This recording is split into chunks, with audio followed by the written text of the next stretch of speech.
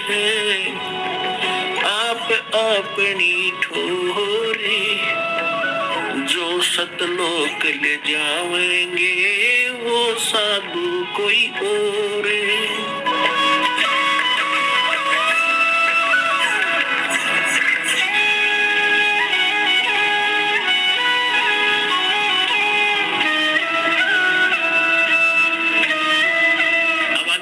आज के प्रसंग में यही होगा।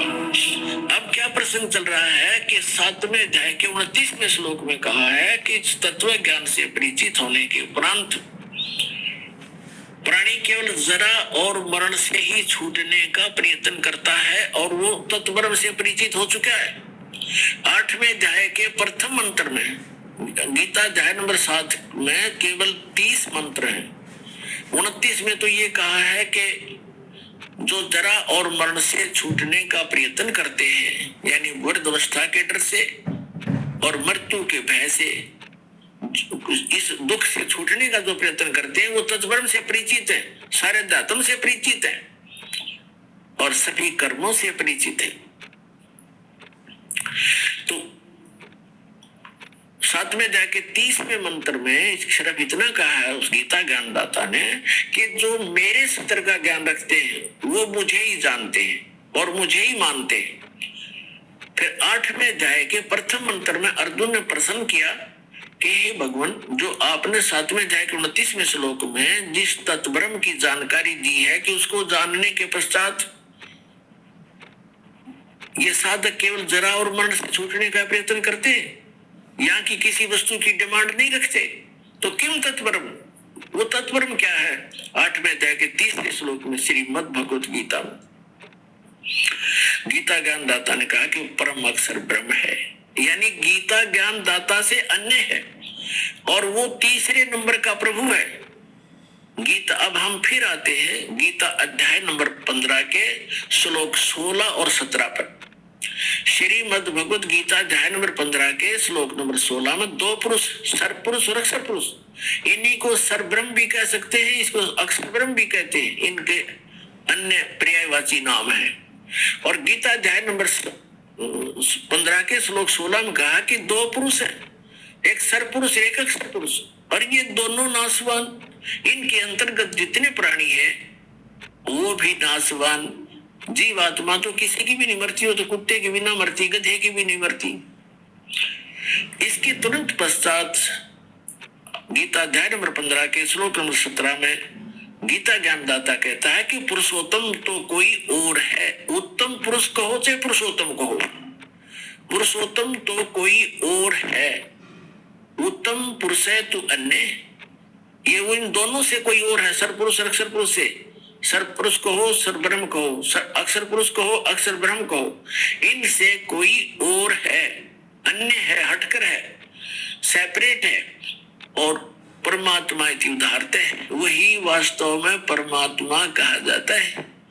अपने आत्मा जिस लोक में आप रह रहे हो, कोई फ्लड से मर रहे हैं, कहीं भूकंप आ गया, किसी कोई कैंसर से पीड़ित है, किसी का वैसे एक्सीडेंट में मर जाते हैं, कोई किसी तरह दुखी है, कोई भी टेंशन से फ्री नहीं है, तो इस जिस लोक में हम रह रहे हैं, क्या ये परमात्मा का लोक हो सकता है?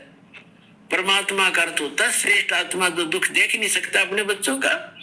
तो सतलोक है वो स्थान जहां परमात्मा का अपना स्थान है। ये तो एक रिजेक्टेड प्लेस है। जैसे फॉर एग्जाम्पल आपको बताएं, पुराने समय में